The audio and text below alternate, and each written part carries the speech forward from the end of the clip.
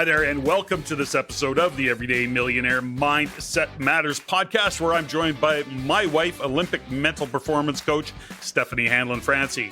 In these episodes, Steffi and I have a conversation about the different aspects of what we refer to as Mindset Matters, because we believe that for those who are awake, we are living in and through the most impactful time in history. Your view of the world is the filter for how you will experience the evolution and changing dynamics of it. Our intention is to provide you with ideas, nutritious food for thought, and some tools that you can use to help you in being your greatest self and living your best life. Listen in, enjoy. Hey folks, welcome to the show, Steffany. Hey, Ann. So we've got a couple of cool topics to unpack today. And so as I get started, where we want to go with this is a question, and I want to kind of dig deeper on the phrase that I often use, which is when you change the way you look at things, the things you look at change. What the heck does that even mean? And then how does it relate to individuals who are on that journey of, being the best version of themselves, of doing the work that we do. We often talk about shift in our coaching programs and what do we do in those programs. So I want to run through a scenario and start to kind of go through the layers of personal professional development and what I mean when I say when you change the way you look at things, the things you look at change. Now, that's a really quite a famous quote by Dr. Wayne Dyer, and who I've followed for many, many years. I mean, he passed away some years ago now, but he's, of course, kind of a leader, legend in this space of personal and professional development. So he once shared a story that kind of highlighted it, and I came across it again. I wanted to bring it up. And the story goes like this. So Albert Einstein first once observed that the most fundamental and major decision that we're going to have to make in our life, and gosh, are we ever having to do that right now, is answering the question of, do I live in a friendly or a hostile universe? Now, you ask yourself, which is it? Is the universe that I'm living in filled with hostility and anger and people wanting to hate each other, perhaps even kill each other? What is it that we see? Now, I'm going to answer that question quickly. In our world that we live in and the environment that we're in, none of that exists. We live in a very loving, caring environment of good friends, good acquaintances, good people. But if I go outside of that and I get into the world of X or some different social media platforms, it's pretty easy to see the divisiveness and the polarity and just how much people buy into it. I want to comment on that before I go on. Well, yeah, I think that's a really big deal, is that if you choose to see the world as hostile, then even the algorithms that we're dealing with right now in social media is going to reinforce that. So I choose to live without rose-colored glasses, but I choose to live in a universe that's loving and supportive, regardless of what I see on social media. So the critical thinking hat that I put on when I'm watching, or I step into an airport, or we go outside our safety bubble, so to speak, is that I still see good people. I still have good experiences. And I think that really is what we're going to talk about today. Is it comes down to a choice, doesn't it? It is. So I'm going to carry on with the story, but however you see the world, that's exactly what you're going to create for yourself in your life. Now, that is really comes from a very scientific mind in terms of Einstein, but it's also proven. The data is proven. Joe Dispenza. I mean, there is any number of individuals that come from it, from not just a kind of high level universal law. I mean, there is definitely science behind it. And when we talk about changing the way you see the things, so the things you look at change, it really is a reality that we have to consider. So it's scientific and how it's proven. So this is where the story got interesting, and it was reminding me of the work that we do. So, for example, you're in your house, you've lost your car keys, you had them in your hand, the lights go out, and you drop the keys. You can't see a frickin' thing. It is dark. You stumble around in the living room and you're looking around, you're crawling around. You can't find the frickin' keys that you just dropped. It's too darn dark. But in a moment, you kind of look up and you look out the window and you see a street light and you go, oh, it's way lighter over there. I'm going to go look for my keys over there. So you literally go outside and you look for your keys under the light because you can see there. friend comes up, says, "Hey, what are you doing?" You go, "Well, I'm looking for my keys." So next thing you know, your friend's helping you look for the keys. You spend an hour looking around, and finally the person goes, "Well, I can't see him. Do you remember where you dropped him? Like, is it a little bit closer around here?" And you look at him and you go, "Well, no, I dropped him in the house, but it's too dark in there. So I came out where the light was." And so, as much as that kind of sounds ridiculous and a little bit funny, the reality of it is that that's how we are with ourselves. We look outside of ourselves because it's too dark inside. And so finally we go to where this light is, where we don't have to go into the darkness. And that really is the illustration that I want to make is, these are times where people go through this phase of, I want to change, I want to go to the next level, I want to be on this journey of being the best version of myself. But as soon as they bump up against this darkness, they go outside of themselves. They look for reasons that it wouldn't be there, that it isn't about them. They don't even consciously do it. They just go outside of that. So before I go on, what's your thoughts? Well, it's absurd, isn't it? When you think about going outside under the street lamp to look for something you lost inside the house. Yeah. I mean, but that's what we do. And human beings, we do it all the time. We jump outside of our bodies to look for answers, look for solutions, look for an easy way, look for, what's going to happen if. And the hardest thing is to turn back and go, I need to look inside. I need to see what's going on. And you know what? I'm going to bump into some darkness. I'm going to bump into maybe some old gremlins or some old, a lot of, things that have happened when I'm in my past or stories I'm telling myself. But the more we look into ourselves and the more we bring those things up to shine a light on them inside, it's like, when, the kids are little and there's a monster under the bed and you go, well, let's just shine a light on it and the monster goes away. So it's in the courage and having the safety and the people around you. And in our case, what I love about our shift program is that we create a safe place, an environment for people. If stuff does come up, and sometimes it does, but it comes up for you to look at in the moment. So you can say, okay, this is going to get in my way. Or you know what? This is just an old story. It's no longer going to get in my way. But it's not outside under the street lamp. No, it's not. But here's the thing. And this is what I wanted. One of the other things, or some of the other things I want to kind of unpack and go through the layers of it. Because when you consider where people, and I know this one, as much work as we do and as aware as we are and all of the things and reading and research and the study that we do, and as kind of, I guess, committed as we are to what we do in our being the best versions of ourselves, it's always a journey of self-discovery. But as a coach and as individuals who have worked with so many over the years, what are we often hearing about? What are people looking for? So why are they trying to be a better version of themselves? Why do we even want to do this work?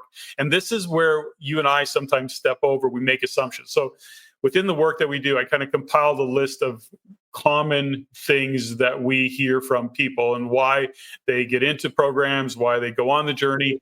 Number one, I think by far, is they're looking for some form of what they would refer to as work-life balance. Now, I have a view of that, and we've talked about it many times on the show, but I'm just going to go through them, and then we can kind of unpack them a little bit more if we want. So work-life balance is definitely one of the things that people are often having a conversation with us about. What they're striving for is some kind of balance. There's just too much work, too much career, too much business. They're not feeling that balance. They're feeling burnt out. We use a phrase, and what our theme was for 2024, and I think it's going to be going on forever, which is clarity equals velocity. But what many are saying is they're just looking for clarity of their vision. What is it they're really on this earth for? What is their core purpose? They would love to know what their purpose is, what their mission is, and they just don't know what it is. Being better leaders, whether you have a career, whether you have a business, you're a supervisor, you're a manager, maybe you're just a mom or a dad who want to lead the family in a better way. Leadership and being the best leader you can be is also one of those things that are on the list. And we talk about it often, which is our ability, what we refer to as our resilience, our adaptability, our grit.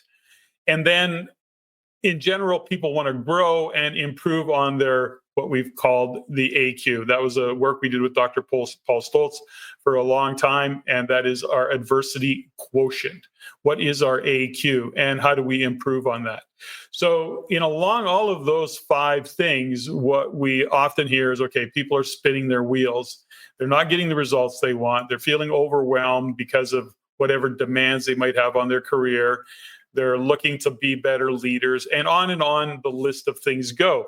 Now, let's go back to where we started and why I laid the foundation for when you change the way you look at things, the things you look at change. And when we see these 4 or 5 things that I listed as a common reason that people are trying to do this body of work, we have to go back to, we are the center. We are the reflection, or our life is a reflection of who we're being or who we're not being.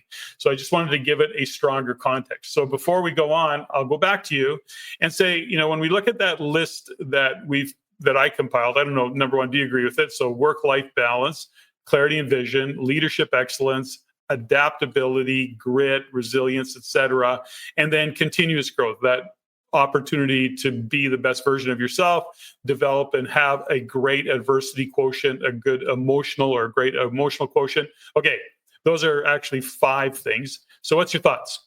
I think that's common. Those are really common conversations that people have when they're in a discovery meeting with me, for example, if they want to do shift and they want to go into the one layer deeper into what it is. Those are some of the things that do come up in our discovery. The interesting one, of course, is work-life balance. And I think we bust that myth pretty fast, pretty early in our programs, is that, what if there is no life balance? What if it's just life? Mm-hmm. And we fold in work and we fold in family and we fold in spirituality or not, or we fold in vocation or not.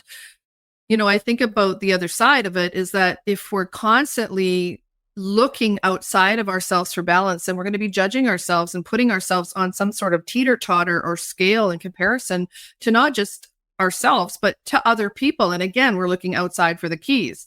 So the work-life balance myth is that we can reintroduce it in a way that it aligns with your values. Are the choices that you're making around downtime, vacation time, family time, the things that really nurture your soul. And if they don't actually align with what you do for a living, then that's okay. We don't have to make it wrong. The one I really resonate with is the resilience factor. Mm-hmm. How do we build our adversity quotient? How do we build, and with the athletes, I call it their resilience muscle, because we need adversity in order to grow. I don't know any successful people that said, my life was so easy. I don't know anybody that says that. But when they talk about what they learned from the lessons, the things that didn't go well, or when they were really down and out, and what they had to dig deep to find out about, first of all, themselves, and about how they get to show up in the world, and how that resilience muscle gets built, how we harness adversity, how we navigate chaos really becomes a skill set. And I really have fun with it. And like, to your point, part of this has to have some humor attached to it, because if we don't have humor attached to some of these things, then it's hard for when those things bubble up for you to take a look at. And if we don't, maybe sometimes we take ourselves too seriously. But if in that moment we don't take ourselves too seriously, we know we're going to be heard, we're in an environment where we can dig into it, we can go a little bit deeper, and we don't have to navel gaze and go on and on and on and on about when I was 4 and then I was 6 and then this happened to me in high school. And like, the stories just can keep you stuck. So that negative self-talk and the things that we're trying to shift in the world of trying to live our best selves, those 5 things I find are really common. But for me, work-life balance myth, and then the resilience factor. Leadership, again, is really important, because I love the term for me as a woman and the women I work with, it's lead her ship, right? You lead her ship. And if we don't lead our own ships, it's very hard for our partners to know which way we're navigating. And when we're the CEO of our own lives, and I find with most women, whether they're working outside the home or not working outside the home, we truly are the creators. And when we lead our own ships, our partners know where we're going and they know what to get behind. And maybe that's a whole other workshop, but to me, leadership is a very important tool.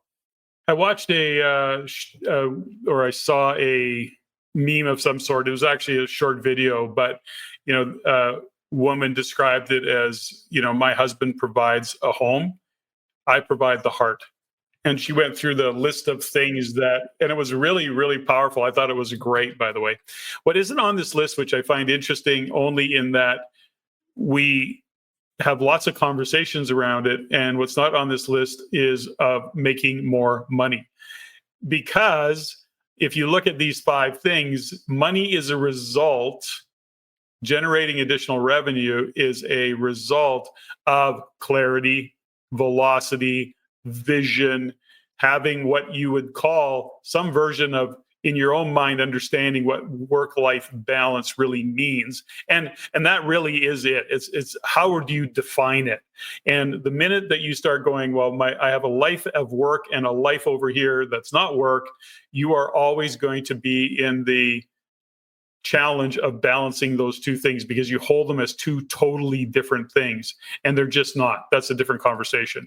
But money comes as a result of having the clarity, having the vision, doing that developmental work in terms of your leadership, how resilient you are, how much grit do you have, and the commitment to ongoing growth. Because as you go, we've said many times, let your current ceiling of limitation become your new floor. And so as we bust through these ceilings of limitations by doing this work, we continue and we grow. And then, all things being equal, ultimately, if one of your goals is to generate more money, generate more revenue, that comes from that as well. And that also comes from having a better understanding and creating who you are as an individual, what you want your life to feel like, what you want it to be. It's creating your life by design based on your values. And that goes back to the values work. So part of what I wanted to hit on here was that when we get on these journeys of personal and professional development and being the best version of ourselves, we're a work in progress all of the time. And we have to pay attention to what is shutting us down. So before I go on, do you got any comments? You mean I can't be fixed? Well, first off, I don't think you're broken. Thanks, son. No, it's true. If none of us are broken and we don't need to be fixed, what if that's our new floor, right? Mm-hmm. Is that we start, and I was thinking about it, why do people want to do shift? And I look at I look at our intake forms and I read them and I go, yeah, I really get it. Is that there is a need or a want or an ache of just being okay, being good with where I'm at and honoring my values, whether people understand them or not. Who am I being, and who do I dare judge anyone else for their journey? Mm-hmm. And when I got to that conversation with myself, and how dare I, I don't know ever what's going on for somebody else. And really, nobody really knows what's going on for me. So where do I find environments and opportunities, right? So you say that. Let me just share a quick story with you. Patrick Bet-David shows up, and I follow Patrick Bet-David. I'm a pretty big fan of his work and how he shows up. Anyways, long story short, him and his kids go into some Home Depot or something. He's got a whole story around it, how to pick up this particular tool. He walks in, he sees a store whatever person talking to a couple of other women. So he sees this female, obviously in an outfit that says, okay, I'm the hardware store person. She's talking to 2 other women. He stands off to the side and she looks over at him and goes, what do you want? And he goes, well, when you're finished having a conversation, I need some help. And she goes, I don't have time to help you right now. Can't you see I'm busy? I'm talking to these 2 women. And he goes, okay, got it. And he's like, what the hell? So he had a real jag around this that pissed him off. He stresses it and he says to his kids who happen to be in the store with him, that's not how you do it. That's not customer service. So interesting. He pays for the item. He goes and finds it himself, gets some help, whatever he does. He goes to pay for the item. And as he's walking out the store, one of the women that girl was talking to comes over and says, sir, she goes, I just want to apologize for that girl. And he goes, that's not your job. He goes, she works here. You don't. She goes, no, but that girl is my daughter. And she said, I made a mistake. And she says, I came and told her and let her know that her grandmother had just passed away. And she says, on me, I made a poor decision. I thought she needed to know right now. I didn't expect her to handle it the way she handled it, but just know that that's what happened. That was the story behind the story, if you will. And Patrick Bet-David, of course, goes, holy crap, you know. Number one, he was really, impressed with mom coming to defend daughter in that scenario. She saw how Patrick Bet had kind of facial expressions, reacted to her daughter. He didn't know that her daughter had just received some really bad news, which was around a grandmother passing. And so it was like, we don't know what people are going through. So it's really easy to, I know exactly, I would have probably handled the situation very similarly. I would have reacted very similarly, might have even been more vocal than Patrick Bet David, but you start to go, holy cow, would have that ever, imagine finding that out after you just had it out with somebody, right? Not understanding or knowing what somebody else is going through. So I don't know. I share that story. I don't know where you were going with your short story. Sorry, I just seem to align. No, that's a good story, and I think it'll resonate with a lot of people, because I always say you never, ever, ever 5 times know what's going on for someone. Yeah. And we talk about it and we laugh about it all the time. If someone cuts us off or does a stupid move on the highway, I always go, you know what? They're just not from here, right? So we don't know. So we can be angry or internalize something, or we can just go, maybe that person just got some bad news. It's not about me. I'll go find the tool I need in Home Depot and ask somebody else. Because if you take it on, for example, then you walk around bitter because in that experience, how you viewed the world in that moment was hostile. Yeah. So, circling back to the first part of the conversation is that, knowing Patrick Bet David a little bit, just from our experience, is that he doesn't view the world as hostile. So he probably just carried on and got what he needed to do and didn't expect any explanations. Mm-hmm. But the fact that this woman came up and took responsibility for what she did, because I know what that's like. I know what it's like to deal with clients or with athletes that had to get on an airplane, for example, when their grandma passed away, or they had to put their dog down and they still had to get on an airplane. The day my grandma died, I had to get on an airplane. I chose to get on an airplane and fly to Toronto to speak at my very first rain event in 2006. So I remember in that moment thinking, how dare I get on an airplane? And I knew my mom was mad. My brother was pissed off at me.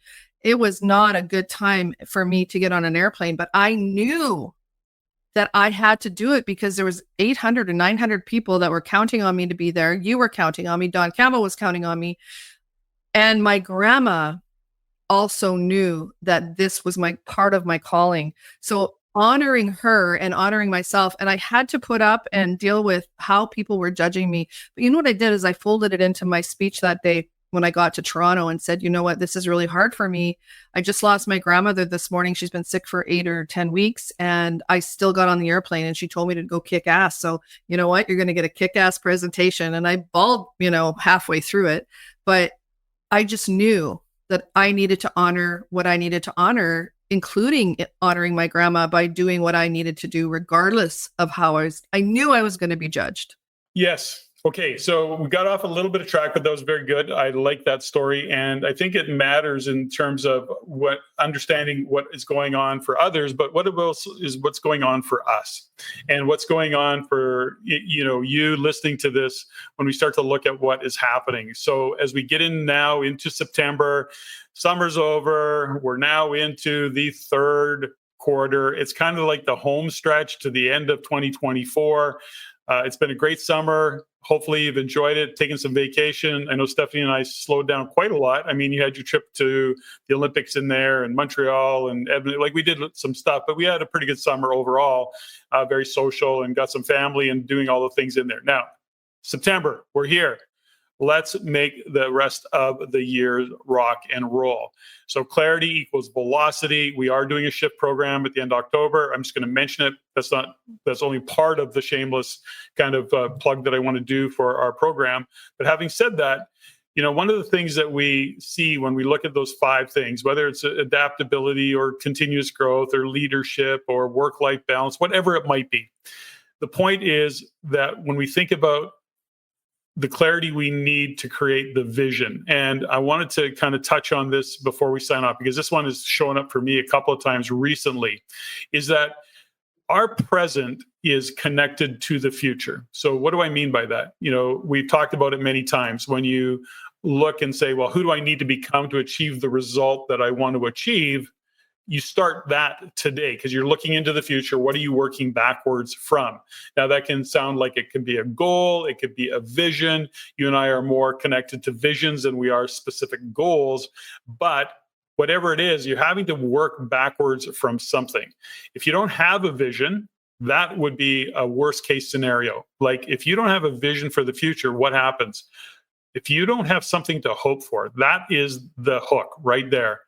If you've lost hope, if you don't have a vision or a goal that you're working backwards from, the present is pretty meaningless. Let me expand on that. We talked about this. Neil deGrasse was once asked the question, and you don't think he owns this reply, but I heard him say it, so I don't know who else owns it. But the point was this. He was asked the question, would you want to live forever? And his response was, hell no. Because if I was living forever, I would never get off the freaking couch. What would give me a reason to get shit done? And, that was a really good point. And although mindset plays into that, what's your mentality? I would agree with them.